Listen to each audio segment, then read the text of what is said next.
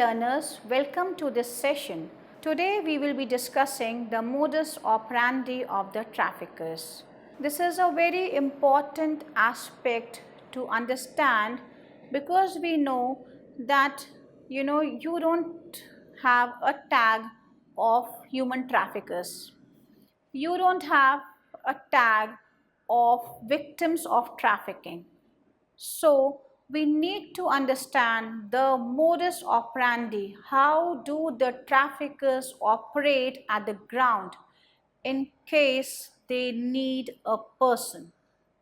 So trafficking is a very lucrative business. Traffickers look for the most vulnerable person who are desperate to get out of the situation that has made them vulnerable. They approach those who are assertless and have very limited choices to exercise.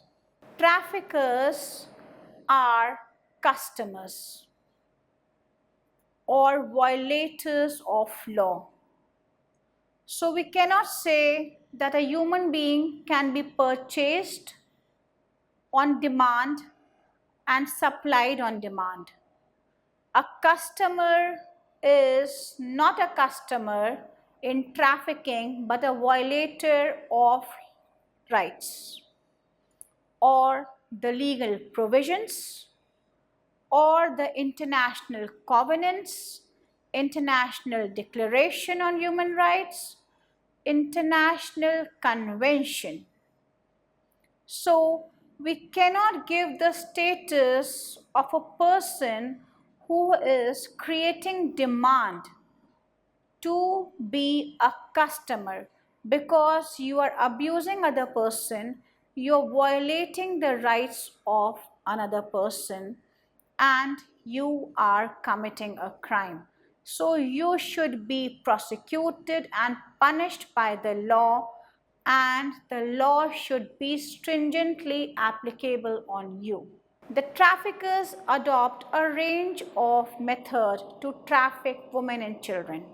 As per the NHRC study in 2005, the trafficking for women and children is being done by offering jobs as domestic servants, promising jobs in the film world, promising jobs in factories, offering money, luring for pleasure trips, making false promises of marriage, befriending them by giving goodies, offering shelter to girls who have run away from home or street children, offering them to take on pilgrimage, coercion including kidnapping and drugging, in lieu of adoption. Modus operandi, of trafficker is very important to understand in terms of a person who has to be prevented from being trafficked. So, till you understand the modus operandi of the trafficker, you will not be able to protect yourself and protect your family members at the hands of these traffickers. We find very good lucrative offers on the websites, on the social media platforms these days, and children are using mobiles for studies, for laptops for studies. So they become very vulnerable. There are different online games which have been used by children. So to just spend their time because they are staying in nuclear families where parents are working and do not have quality time for children, so the children are exposed to cyber crimes. When you get a lucrative offer, then you get very good friend request from a person, or you get an offer to work as an actor or an actress. You have to just make a video and share that video. Later on, the trafficker uses your videos and exploit you. So you need not move to lure a person, or you do not have to move to kidnap or abduct a person. Sometimes you just give lucrative offers, and then people will be tempted to the offer because they just want to change their life. Suddenly, children want to become rich, or even youngsters want to become rich in a few days. So, can we become rich by not putting in the required labor, by shortcuts? Showing a very big house on the internet is always a charm for the youngsters. So they can be abused. They are vulnerable. They do not understand the pros and cons of their decisions. If you tell a parent that, okay, I will take your child for education, that child will work and will get 3 times meal, will stay in a good environment, will grow as a able citizen, every parent will like to send the child. Where people say that I will get your daughter married without dowry. Dowry is prohibited in India. Still, we have dowry issues. People burning brides in want of money and jewelry, or in want of kind. So we have cases of human trafficking, and this is the modus operandi of a trafficker to catch hold of a woman or a child. The activities of the traffickers are guided by the demand and supply patterns, profitability, and the level of law enforcement in an area. The following demand factors were highlighted through NHRC study 2005. So I am just giving you the report. Physical appearance, features, looks, or build. So if you are beautiful, your features are bright, the chances of you being trafficked are more. Age. The younger girls are more in demand for trafficking. In some regions where the girls are good looking or the children are good looking, they are more in demand. Virginity is another factor. Complexion. Everyone wants a fair skin.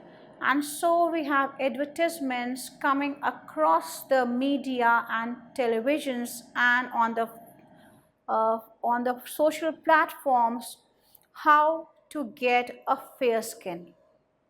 So dream is always to get a fair skin. Nobody talks about a dark skin with so much of goodness. So your dream is to have a fair skinned person to exploit. Submissiveness, readiness to surrender to all kinds of perversions and exploitation. This is why you need a child who is of a younger age so that you can exploit that child and to use him to the best of your utility. Trafficking in children for illegal adoption or in the guise of adoption for other purposes. When trafficking in children is done for illegal adoption, the following criteria are looked into. age, complexion, features, absence of parents or competent guardians, gender, sometimes you prefer boys, health, a healthy child will always be preferred in terms of a child who is malnutritious. So it is very important that we have adoption laws in India. But trafficking in children is done for adoption because you want to earn lot of money. If age is a criteria, then you want a small child to be sent in an adoption. You must have heard the media reports that after the birth, the child got missing from a hospital. This is a case where they steal children for giving them an illegal adoption. You must have heard that after the birth of the child, the hospital has said that the child was not alive when the child was born, and that child is used for illegal adoption. You must have heard cases where people talk to the prospective parents that your first child will be ours. Even some people give money to the male or the grooms and their family members that when you give your son in marriage, the first child will be ours. So they plan. Even your vulnerability is used as an opportunity in cases of illegal adoption. Modus operandi of trafficking for begging. You must have seen children on the streets asking for alms. If I tell you that a very good looking child, a well dressed child will stand on the roads and ask for alms, will you give him money? No, because you want to see something which is depravity. Your conscience will allow you to give a child in distress, a child in pain, a child in suffering. You must have seen small children being in the hands of ladies asking for alms. We have Indian Penal Code which prohibits begging.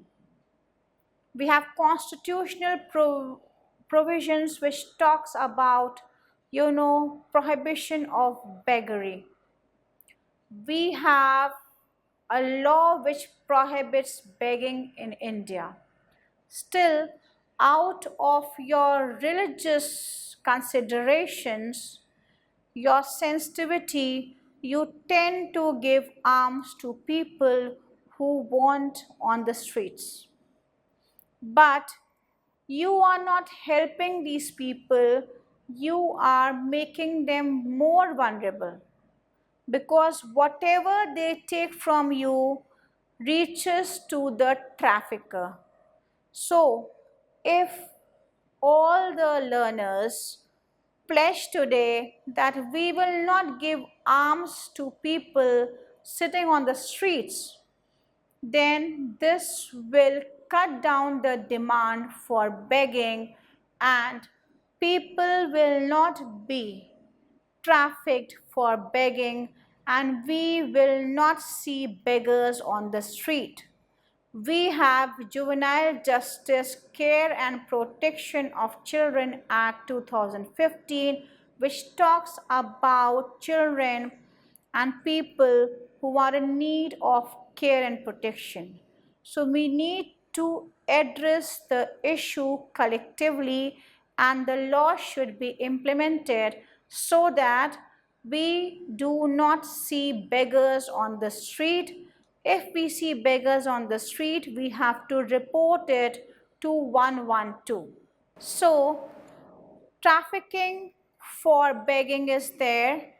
Small children go missing from the school, from the play area, from the locality, from the streets, from the trains, from the buses, from the metros, and are used by the traffickers for begging. People hire habitual criminals to work as domestic help and use the children for begging. We have seen a Bangalore case on this. So we need to be aware about the begging law in India. We need to be aware of this fact that begging should not be allowed, and we should not give alms keeping in view our religious sentiments or our moral sentiments. If you want to contribute to the well-being of the people, there are a lot of NGOs working for children who are in need of care and protection, or children who are in conflict with law. You can pay at the temples. You can pay to the different homes for children, for old people, for for people who have some deformity, or for people who are vulnerable because they belong to a particular group but do not give alms on the street. Modus operandi in case of overseas or trans-border trafficking. Blind advertisement can be seen in the newspapers, on the social platform, where the details for overseas employment is given with fake names of companies and addresses, with promises of higher wages and other facilities, lucrative offers on the internet. Then interviews given by people who say that their life changed after going and working for these companies. Provision of forged document and identity. Hidden identity to be created by these people. Performance of marriage. Highly networked people, traffickers who are engaged in cross-border trafficking make frequent visits to foreign countries for the purpose of procuring, selling, or purchasing the victims of trafficking. And in the present day, you don't have to move. Your computer or your laptop, your mobile will get people for you. So you can see so many pictures on the social networking sites. You can see so many videos on the social networking sites. You can contact people on the social networking sites. You can create fake IDs, fake identities on the social networking sites and traffic. So they are highly networked people. They work with hackers. They understand the vulnerability issues, and you don't have to cross the borders. Sitting in Australia, you can commit a crime of human trafficking because you are connected by the internet. So with technological intervention, now you don't have to move. You have the data of people and their vulnerability in an area. In terms of natural calamity, you can just hire local people in that area and give them some money and they will work for you. Pimps, madams, mediators work for these people and they operate from the international borders. So we need a law to address this kind of a crime. International recognized definition of human trafficking. International cooperation among all the stakeholders and the members of the states to address the issue of human trafficking. You know what happens when the victim is taken away from her place? So, the modus operandi used during transit at destination.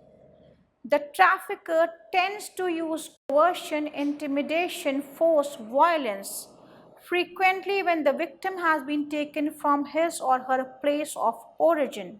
So, as soon as you leave your place, where you knew people, where you had, some people to come to rescue, where you knew the language, where you were knowing the routes to reach your home.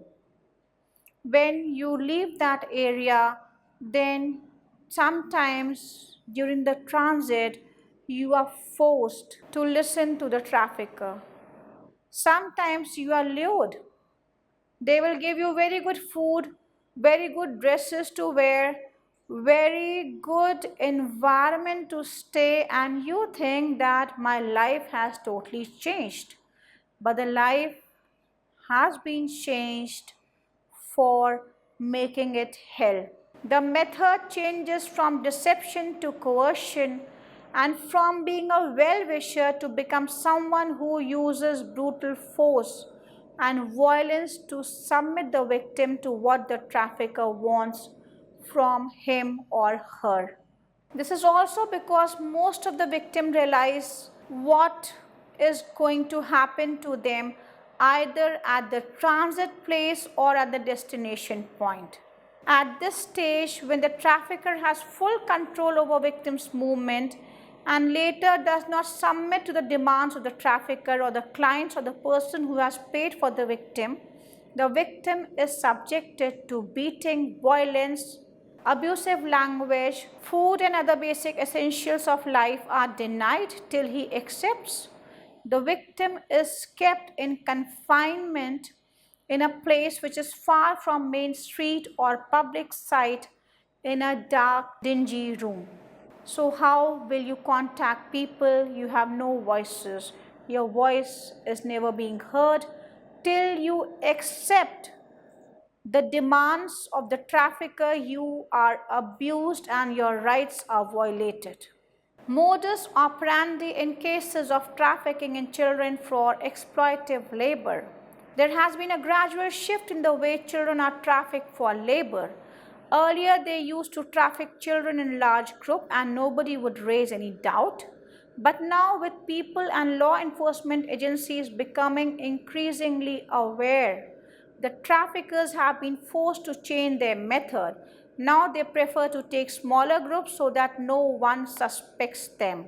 You know, we have so many advertisements and pamphlets on the platforms, in the trains, on the bus stands, that if you find somebody who does not look from that group, then you do report to the police or the railway police.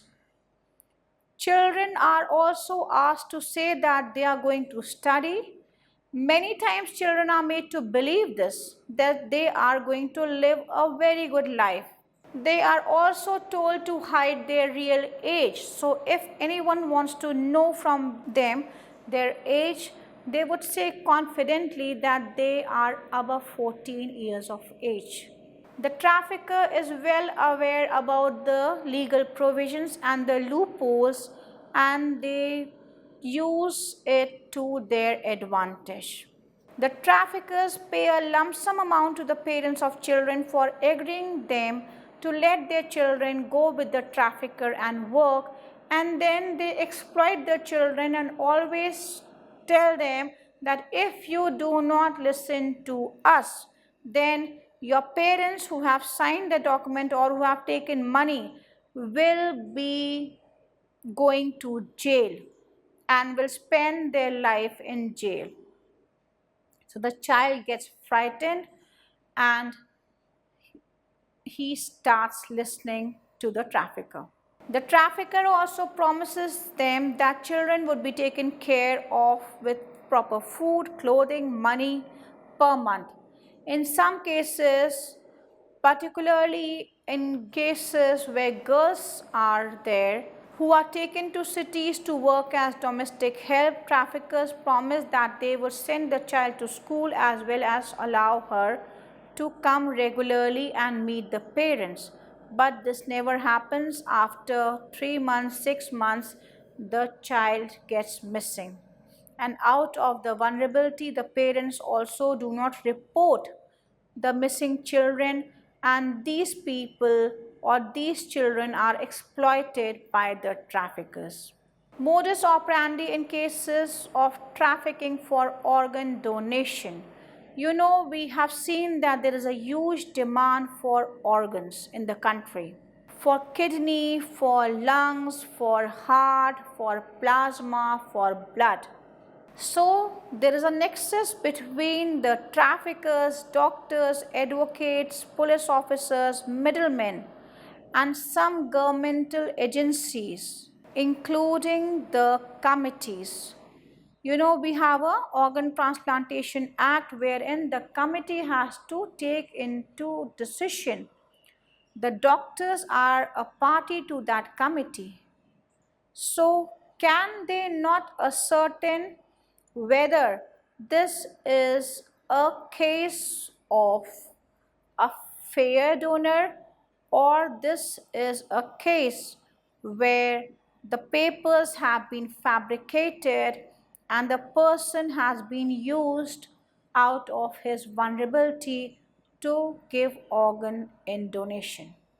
The donors are usually the poor people who are often the migrant laborers, including children who have been found by the traffickers. So these are the victims. The traffickers and middlemen involved in this business in different states lure the donors with huge amount of money ranging from 50,000 to 1 lakh, and the donors belong to different states of India. Once the potential donors are identified and lured, the trafficker bring them to the main demand centers. The donors are categorized according to their blood groups. Files are prepared in the private clinics of their operating doctors. Lawyers prepare false affidavit on behalf of the donors and recipients of and at least that the donor is of donating kidney on humanitarian grounds and that no money is involved in the entire transaction. So we have whole nexus of people working in organ transplantation. The operating doctor also tests, and the lab tests are being done and the reports are fabricated. The authorization committee approves the removal of the organ from the donor and approves for the transplant to be carried on. The committee usually does not verify the details of the transplant, and it has been observed that the rules and procedures are not followed in strict sense by the committee members, and there the chances of people being abused and being used for organs increases. The donor in this case suffers a lot because the donor out of his vulnerability agrees to give his organ without knowing the repercussions. The donor is never given the profit or the money. He is only being paid a minimum amount of money. So the middleman benefits from this organ trade. A person who needs the organ pays a hefty amount to these people, the traffickers, and the donor never gets proper medical attention after the transplant is over. Even his dietary requirement is not fulfilled by the traffickers. Post-operative care is either inadequate or absent in cases of organ transplantation. As a result, the donor suffers from severe weaknesses and contacts other ailments. Sometimes, they also do not survive, and evidences have been seen as per the NHRC report 2005 that their dead bodies are thrown into rivers or jungles or cremated as unclaimed bodies. So now we have understood the modus operandi of the trafficker. It is very difficult to understand who is a trafficker, and the modus operandi also changes with the change in time. The vulnerability factor is also not the same every time. So a person may not be vulnerable at a particular point of time, and out of calamity, emergency, other exigencies, he can be a vulnerable person. So, if the laws are not implemented properly, if poverty, inequality, unemployment is not addressed by the stakeholders, then people become vulnerability. And the modus operandi in every case changes. So you cannot have a strict jacket or a strict compartment of the modus operandi for labor, for organ trade, for sexual exploitation, for hazardous employment, for drugs. So the technology changes, the mindset changes, the modus operandi changes. What needs to be done is awareness, proper implementation of law, and a sense of responsibility towards the fellow men. In the end, I would just like to say that stay safe and stay aware so that you do not become prey in the hands of trafficker. Thank you for this session. Have a nice day.